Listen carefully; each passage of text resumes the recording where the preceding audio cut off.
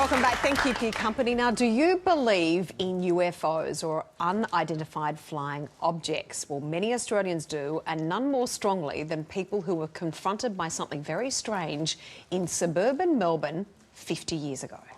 We can work it out. We can work it out. It's April 1966 and more than 200 students and a dozen teachers at two Melbourne schools are sure they've just had a close encounter. This is Australia's most famous UFO sighting. The object stayed on the ground for more than 20 minutes, then took off rapidly, and some say it was buzzed by 5 aircraft. The school children were warned never to speak of it, authorities telling them that flying saucers just don't exist. But 50 years later, witnesses insist they know exactly what they saw. It's incredible. It was called the Westall Incident, and joining us now, 3 of the people who were there when they were school children all those years ago. In Melbourne, Joy Clark and Terry Peck, and in Brisbane, Jackie Argent, and also with us in Canberra, principal researcher for this UFO incident, Shane Ryan. Good morning to all of you, and thanks for joining us. Good morning. Let's begin with Joy and Terry in Melbourne. Can you tell us what you saw? Yes, Natasha. I was out playing cricket on the oval at the time, and we noticed these 3 craft hovering above the school, which was a bit unusual. They definitely weren't aircraft. And then after about 10 minutes, we saw one go down into an area behind our school called the Grange, where we used to do our cross-country runs. So being a little bit of a rebel, as I was at school, I was one of the first to run through and jump over the fence and arrive at the Grange, and it was on the ground in front of me. The other 2 girls had arrived before me, and one was hysterical, Tanya, and the other girl had fainted. So I just looked at it, and after a few minutes it just raised up above me, probably to about 12 feet, turned on its side and went zoom straight up into the air and disappeared almost instantly. And there were 2 other craft in the air at the time. Joy, did you see something similar, and what were you thinking it was at that stage? Were you convinced it was a UFO? Look, I didn't know what it was.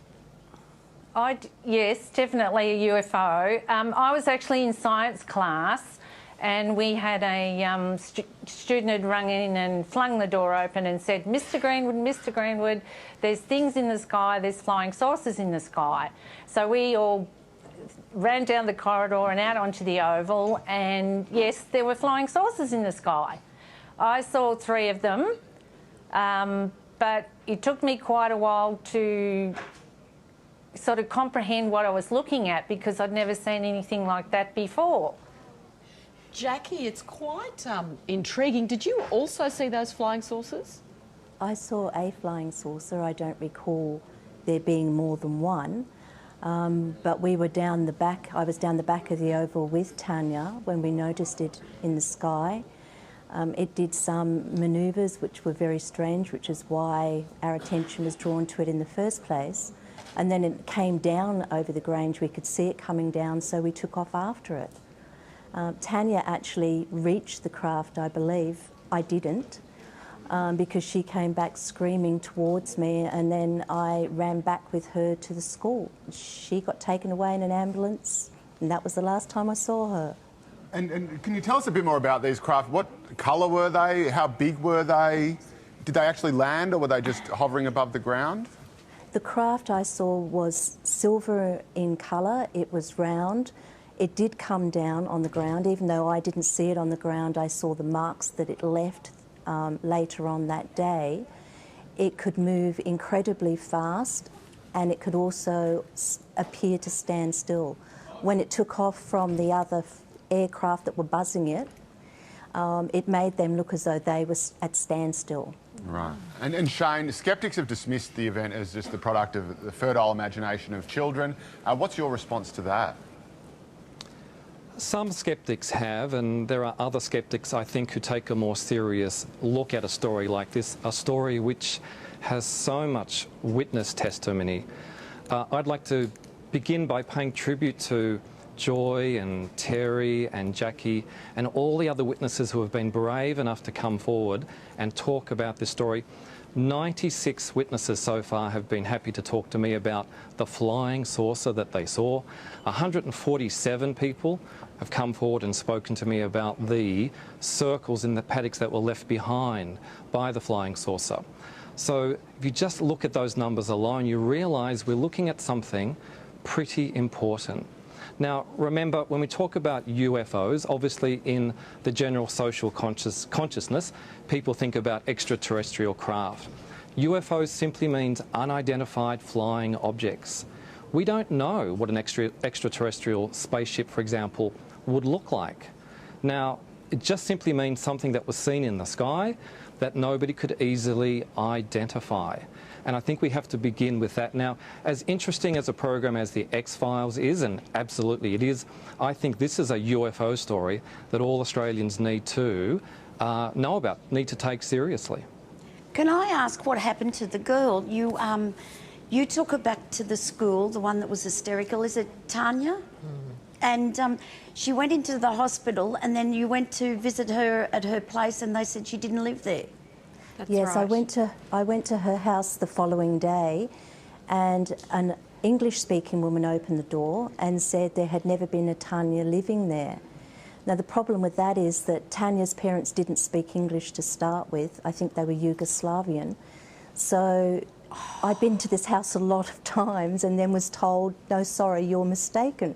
Oh, my God, So that's what's happened to her? Do you know if she disappeared? Have you had any contact with her? Do you know where she is and what happened? I have had no personal contact with her. I know one of the researchers has. She prefers to stay anonymous and not be involved in anything at all. She told the researcher that she had no recall of what had happened. And then there was a very odd story about her parents putting her in a convent for some reason that was, to me, totally ridiculous. That's it. Terry, we've seen drawings that look like a flying saucer and even two flying saucers. Can you describe for us what was there? Yes, it was about 1.5 times the size of a normal family sedan, and it was round, silver coloured. There were all lights around the bottom of it, no windows. It threw off a bit of a heat, and it was making a low buzzing sound. Did any of you at all witness anyone inside these unidentified flying objects? Did you see anyone? No. No. No. All right, Joy, Terry, Jackie and Shane, stay with us because we're going to chat with you more right after this short break. Now, we've heard firsthand from these accounts, but Australian authorities are actually accused of covering up what really happened. So what's the truth? Don't go anywhere. We'll return in just a moment. Welcome back. Now, returning to our special examination this morning of the Westall Incident. Now, it happened 50 years ago when many people reported seeing a UFO land in suburban Melbourne. We're joined once again by Joy Clark and Terry Peck in Melbourne, and in Brisbane, Jackie Argent. Now, they were just school children at the time and clearly remember what they saw. Also joining us from Canberra is principal researcher for this specific UFO incident, Shane Ryan. Joy, to you firstly. Now, you were interviewed by journalists, reporters at the time. What has happened to your story since then, and do you think there has been a cover-up? Oh, absolutely. That film, I was interviewed by Channel 9 and at the front of the school, and a man walked up to me. He was in blue, so he may have been Air Force or perhaps police, I'm not sure. Put his hand on my shoulder and told me to stop talking and go back into the school, and then turned around to the the cameraman and the reporter and told them both to go away. But previous to that happening, not long after the sighting, the army arrived opposite the school in 3 jeeps and jumped out of the back, and they were in camouflage gear and all that sort of stuff. So they were sort of out the school for quite a while. And then we had a special assembly. We were all called to a special assembly and told that we hadn't seen anything. It was a weather balloon. We're all massively hysterical. Don't talk about it. If you talk about it, you'll get into trouble. And I got detention because I had been interviewed by Channel 9. Joy, let me ask you a little bit more about that. What would you say, because there might be people listening to your story today and being a little sceptical and thinking you're a little girl, sometimes memories can change even though we're convinced that we see a particular thing, and perhaps it was a weather balloon or some other sort of aircraft and not necessarily a UFO? No. Definitely UFO. I'd never seen anything like it before, and we were used to seeing aircraft because we weren't that far away from Moorabbin Airport. So we would quite often see the little planes fly around. So it was nothing like I've ever seen ever since either. So how old were you? 12 and a half. Okay. And how soon after you saw the flying saucers did the Army and or possibly Air Force personnel show up? How quickly did they get there? I reckon probably 25, 30 minutes. Right. And Shane, do you think that this could have been some kind of piece of military equipment or some other type of apparatus that's perfectly innocent? Well, I take an agnostic view of UFOs, and this particular UFO story included, because we simply don't know. We don't know what UFOs are. But I think it's fairly obvious that it's difficult to find simply a prosaic, mundane explanation for what so many of these witnesses saw. It's easier for us to say what it wasn't. If you look at the evidence, if you sit down with the hundreds of witness testimonies, we can say fairly confidently, this obviously wasn't an aeroplane, it wasn't a helicopter, it wasn't a drone, it wasn't a kite, and I don't mean to prick anyone's balloon, but it wasn't, to me, quite obviously a meteorological balloon or anything like that. So then we're left with the mystery, what was it? Now remember, when we talk about UFO stories, it's often these days lights in the skies, people out in the outback seeing something while they're alone. This happened in broad daylight, literally hundreds of witnesses. And not only did the flying saucer fly low over two schools, in front of all these students and local workers and residents and some teachers, it landed. It was either on the ground or close to the ground for several minutes. And in addition to that, there was this incredible response to this incident. As Joy has mentioned, police, military and more. I understand you're a little sceptical at the start before you investigated this. Sure. And you seem also to be saying you're impressing that it's an unidentified flying object, and then you're calling it a flying saucer. Do you think it's an alien craft? Do you think aliens were in there? Or are you sort of playing it safe here? Well, I'm trying to be rational, I'm trying to be logical, I'm trying to be fair to the evidence. I often like to refer to it as a flying saucer because that's what it was called at the time. It was called that because that's what it looked like. A saucer turned upside down on another saucer or bowl. That was the shape that it presented. It was an unidentified flying object. It was seemingly a solid, metallic-looking object that flew, that nobody could identify. Now, I think that's as much as we can say, but what is really interesting is the level of response to whatever this was. And I don't know what it was, but certainly the government authorities, the Royal Australian Air Force, the Army, the Civil Defence Organisation, all responded on this day.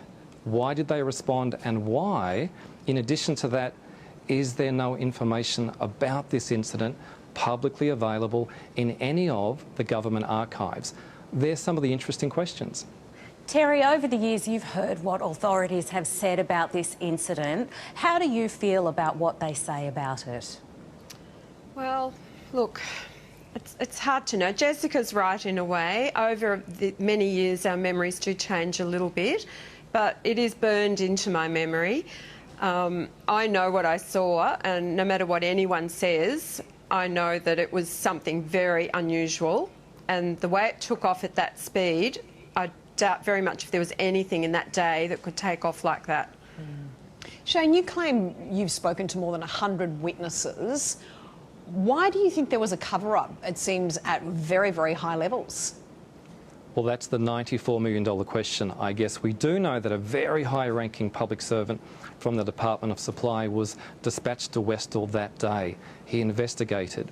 And after that wonderful Australian documentary, Westall 66, a suburban UFO mystery, was aired on Australian television in 2010, his daughter contacted me and said, thank you for having that documentary made, because my father was there that day and he suffered for what he saw. And she and her brother, I've spoken to them both, really believe that his untimely death just 4 years later was connected with the stress that was applied to him because he tried to get answers to what happened. Why the cover-up? What could it possibly have been 50 years ago that would now be a threat to national security or anybody's reputation or any alliance with another country? Is that possible after 50 years? I think we need the answers. So, Jackie, do you think you'll ever find out about the mystery? No, I doubt it very much. Initially, I would have said it was some sort of test aircraft. I fell in line with that theory.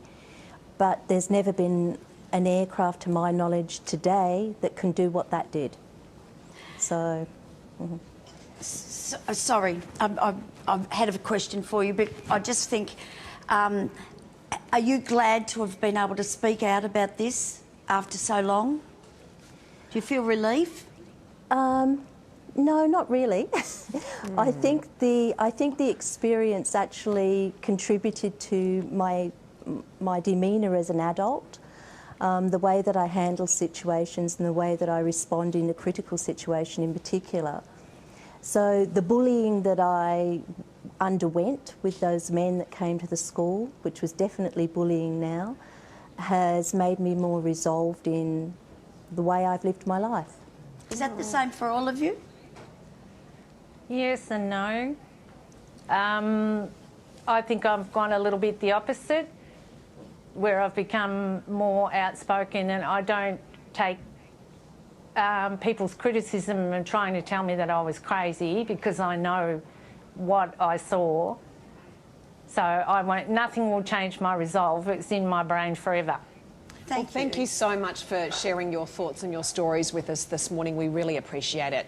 Joy Clark and Terry Peck in Melbourne, Jackie Argent in Brisbane and Shane Ryan in Canberra. We generally really appreciate your time and for sharing your stories. Thank you so much. Thanks, guys. Thank you. Thank you. I think frustrating for them is they are adamant what they've seen and they're very frustrated because they're not believed. It's just bizarre.